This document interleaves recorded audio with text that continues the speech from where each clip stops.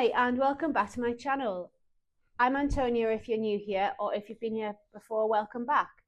I run Abacus Jack with Andy, my business partner, and our mission is to share financial knowledge and small business tips to small business owners. I create long and short form content across YouTube, Instagram and Facebook. I do this so that business owners feel confident with their finances and less stressed. I share Instagram content daily and it would be great to see you there too. If you're here to learn how to pay no tax, then you're in the wrong place. For everyone else, this video is to help you understand why it's important to keep digital records and how to do it easily. I'm creating this video as a series of videos about goal setting, which fits in nicely with January. Don't forget to subscribe and check back for other videos on using data with goals to get better financial performance. Today we're going to look at digitising your sales function so that you can save time by automating repeat actions, get paid faster, and have a great brand. I'll be showing this in Xero today, but look out for future videos where I'll show you how you can use Free Agent to do this too. To start, let's log into Xero and go to Invoice Settings. We find this by navigating to the company settings on the left and then clicking onto Invoice Settings. In Xero, the invoice templates are fully customizable, so you can make your invoices exactly how you want for your brand. In yours, you want to start off with a standard invoice to create a new one, so you would click here. As the demo company already has a standard template here, we can use this one to see what settings have been set. All of the mandatory settings for invoices are included within a Xero invoice, and you can change everything to see how you want it displayed based on editing the margins, the font, things like showing your tax numbers, which you should have to show. You can also align the logo here to the left or the center or the right, and you can display the taxes as exclusive or inclusive. If you show the taxes as exclusive, that will mean that the taxes are split out at the bottom in the subtotal, or if they're shown as inclusive, there'll be a small note at the subtotal, but the amount will show as a fully inclusive amount. By adding your payment terms here, you're saving yourself a ton of time by having to type this out every time. So this will come up on every single invoice, and it explains how you want to be paid, if you want to be paid via a bank account, which account you want to be paid to, or if you have other payment services on, you can list them here for customers to be able to pay you. Once you save these settings and come back to the previous page where the template's held, you can see how the changes look, but we still need to add our logo. You do that by clicking options here and then change logo. Once we've done that and we want to see how the invoice looks, we just click preview here. We can look at how it looks on the desktop, and then there's a button here to switch how it looks on a mobile. Because this is your business though, and getting the branding right is super important, what you should also do is, once you're ready to create your first invoice, just send it to yourself and make sure when you receive it, you're happy with everything, from the fonts to the words, to the text that you use, the colors. Make sure that you're exactly happy with it, and make sure on your computer and on your phone you're happy with how it looks. So next, to create an invoice from the settings that you just applied, we go to the top blue bar and click on Business and then Invoices. In this screen, you can see a list of all the invoices created so far, along with if they've been paid yet or sent yet. This helps us with what we call the debtors, or the receivables. An aged receivable is someone who has bought something from you but hasn't paid yet. As a small business, you want to keep an eye on this to help with your cash flow. To create a new invoice, you click here, and from this menu you can see that there's two ways of doing this: a new invoice or a new repeating invoice. First off, we're going to look at the new invoice. When creating your invoice, this looks a lot like the settings that we just previewed, and when you get to the to field, this is going to be your buyer. So if you've sold to them before, they're going to come up in this list here, or you can add them as a new contact. The issue date is going to be our invoice date, so we're just going to set that to today. And the due date is when we want to get paid by. So we want to be paid on receipt of the invoice, so we're going to select today. The invoice number is created automatically, and that's sequential from our last invoice, so we shouldn't need to worry about that. The reference field here, we can add in a purchase order if the work that we're doing has been authorized via a PO, or we can leave that blank. The branding theme is the standard one that we set up earlier. If we had multiple, we could select which one we wanted to use. And we have the amounts inclusive, but we'd actually like to set them as exclusive to be really explicit with our customers what we're charging them. Next, we need to go to the middle section and we need to add the goods or services that we're selling. Now, if you're selling something regularly that you sell to multiple customers, then you want to add it to this price list by clicking here. But for ones that we've already created, this is going to save us some time. By having it stored in the price list already, when we click on it, the only thing that we need to worry about is changing the quantity. It's already copied in the description, the price, the account, and the tax rate. So we don't need to worry about entering all that information in again. That can save on making manual errors, and it can save you time. Because we've done 5 days, we're going to put that in here. That updates the amount. And because we have the tax exclusive amount, we can see that the VAT has been split out here, and then the total amount is updated. Once we're happy with the information that we've entered, we can send the invoice out via email. This will appear as if it's come from your email address. The reason that approves here is in Xero you could have multiple team members who have access to the system. So you might have delegated draft invoice creation to another team member who isn't authorized to send those invoices out. The person who's responsible for reviewing the invoices would have to approve them here before the system recognizes them. If you don't want to send this out on email yet, you can approve the invoice and just save it to PDF locally, which you can then print out or share from your own email client. Or if you aren't ready to approve it yet, then just move along to the next menu, and from here you can print the PDF to review it locally or just delete it.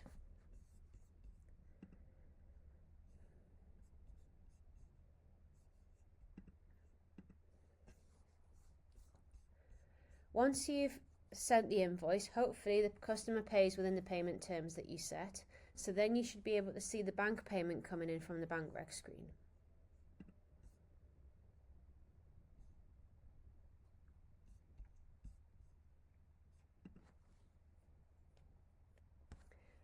So when you send an invoice out, if the payment comes in and it matches the contact and the amount, then it'll come up green like this one, and all you have to do is press OK. Alternatively, you might be paid in a part amount of that invoice, like this one here. So what we need to do then is we need to match the payment. So you can see here a list of outstanding sales invoices that haven't been paid yet. So we know that this is a part payment towards some old debt that they're offering us. So we can select here and say that it's a part payment and then reconcile that. And that means that that amount is allocated to the debt of that customer. When you've either reconciled a part payment or you've reconciled a full payment from the bank screen, as far as the sales reconciliation goes, that is the process complete. You don't need to do anything else because the sales invoice has been marked as issued and paid. Earlier we talked about creating a repeating invoice. Now let's go back to the Invoices screen and see how you do that. So it's the same menu, it's just the next option down. And you have an extra part of the screen up here to deal with the repeating nature of the invoices. So for example, if you're like an IT contractor and you provide IT support once a month to a customer, like a retainer, then you're going to invoice them sometime each month for that call out fee. So because you're going to be invoicing the same kind of thing each month, then you want to automate that so that you're not having to create the invoice every single month. So here you can repeat the transaction how often it's relevant for. The invoice date is the start of the contract. So if you're going to start this from next month, you would select the 1st of Feb. And then you set your due date based on your payment terms that you have with your customers. And if it's a fixed term contract, you might put an end date in here, but you can leave this blank if you haven't, if it's just going to go until the customer gives you notice. You have to select here if you're going to create draft invoices that you manually then have to approve. But we just want it to go straight out, so we're going to click approve for sending. Then we select our contact again, like we did on the previous invoice screen. Same, we have a reference option here if we had a PO, standard branding.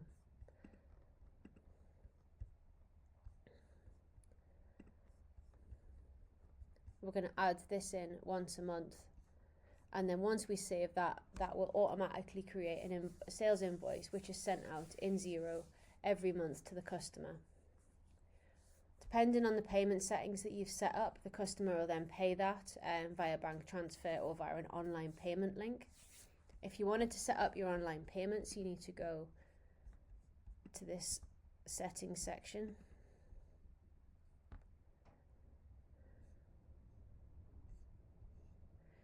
So in this payment services here, you can add additional payment settings so that customers can pay you easier. So if you're in retail, then having PayPal set up is going to make you much more professional compared to other retailers. So you would want to add that in. Also, you might want to add in an option to pay by card. If you're dealing with a lot of other small businesses who might have risks to their cash flow, then it can be a good option to offer a card payment as a sales payment method, because if the customer has poor cash flow but they can pay you on a credit card, then that protects your cash flow rather than not getting paid at all. If you're going to set up a payment service, then you need to set up Stripe, and this means that they will take a fee off each bank payment that you receive, off every card payment that you receive. So watch out for that and the impact of that on your margins. You can also set up Go Cardless for direct debit payments. So where we were talking about the repeating invoices, if you were doing more of a subscription model, then you can use Go Cardless to collect the monthly subscriptions without you having to do anything. It just comes into your bank after a small fee. Okay, so now we've been through how to create the invoices and get organized digitally when sending sales out. Now let's look at some more benefits of being organized around that. So we're going to go to something called an aged receivable report, and this is found in the accounting menu. So aged receivables means someone you've made a sale to who hasn't paid you yet. So you're expecting the money to be paid, and that sits on the balance sheet as a current asset as an aged receivable. So you can run this report from the accounting menu like I've just launched it, and you could do this at the end of every month as a process to see up to date who has paid you and who still hasn't. To make this work really well, though, you need to be up to date on your bank reconciliations. But effectively, assuming that's all up to date, when you come to your aged receivables, you can see a table here which breaks down all of the contacts who owe you money and how old the money is that they owe you. So someone who has older means that the sales invoice was issued over 3 months ago. Someone who has 3 months is about 3 months ago, and so on and so on. So City Limousines has the oldest debt, and the highest debt is DIISR. So there's a few things you could use this information for. So with DIISR, the debt is mostly within the 1 month remit, but there is a slightly older one which looks like something's been missed in the past.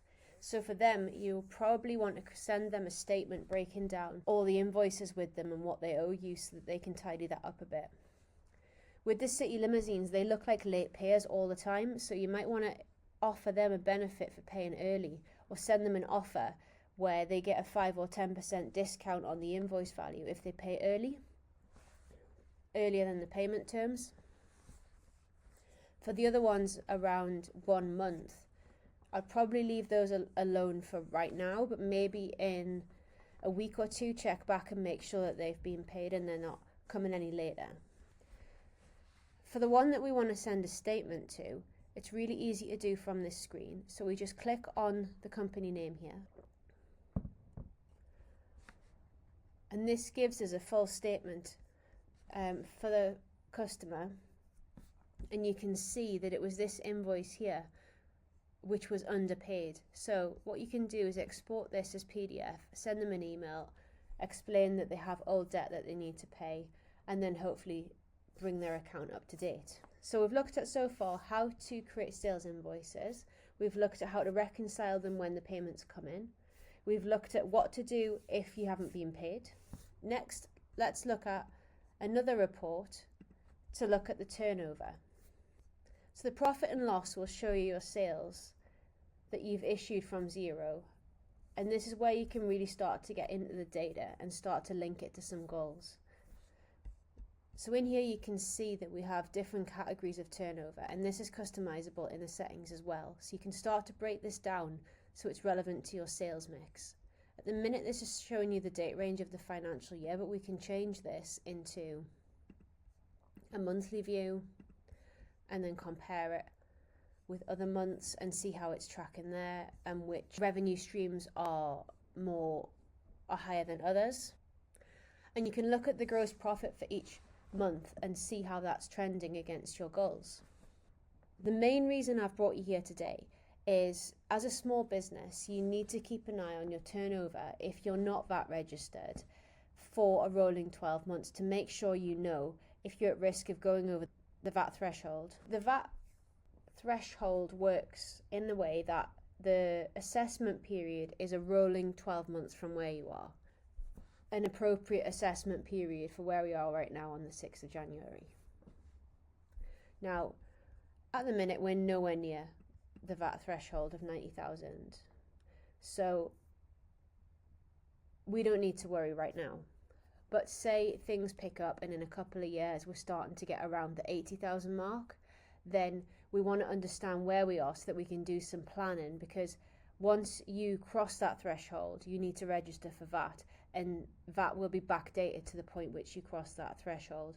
So you don't want to be in a situation where you don't notice for 3 months, but you have to pay VAT on 3 months worth of sales where you haven't charged any VAT.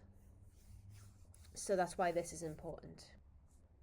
So yeah, this is a great report when you're looking at sales to really get enhanced sales insights. So you can obviously track the VAT threshold to make sure you understand where you are in regards to that. Then you can change your sales into categories that are relevant for your business depending on your product or service mix. Then you can track the volume of each category against each month or each quarter. And then from there you can start to build that in with other elements like your cost of sales and admin expenses to work out profitability. So yeah, this is a great report to see the enhanced information you can get by using Xero to process your sales function. From us creating the sales invoices in Xero, this has given us information on the other end in the reporting to see overall totals and totals per product mix depending on the categories that we've set, which can then lead us on to other conversations around how the business is performing and how we want to move forward with it. So I hope you found that helpful. Today was all about trying to show you why using digital records for your sales function can give you extra functionality and extra insights into what's happening in the business. So we went through how to create the sales invoices and make them branded to your company so that you look amazing. And we've looked at the reports that you can gather from the information that you've sent out, which was turnover reports and profit and loss reports for either comparing the financial performance, for example, quarter to quarter or year to year, or keeping an eye on the rolling 12 months for the VAT assessment in case you were getting close to that. So that's just some of the benefits of using Xero for sales functions. Hopefully it takes away having to have lists and lists of information on Excel, which doesn't update automatically for you. And I really hope that that saves you some time and gives you a little bit of peace of mind to understand how your sales pipeline is trending and then maybe start to think about, is that matching where you want the business to go? And are there any goals you want to set now that you have the awareness of how many sales are going out month to month? Make sure that you subscribe for the next session that I do, which will start to talk about using that information that we've put into Xero through issuing the sales invoices to actually set some goals around sales targets and profitability targets, and how we do that and how we measure that to drive the business forward. If you like this video, please give it a thumbs up. I really appreciate you watching, and I'd really appreciate you dropping me a comment if you found that useful, or if you have any questions, just let me know. I'll see you next time.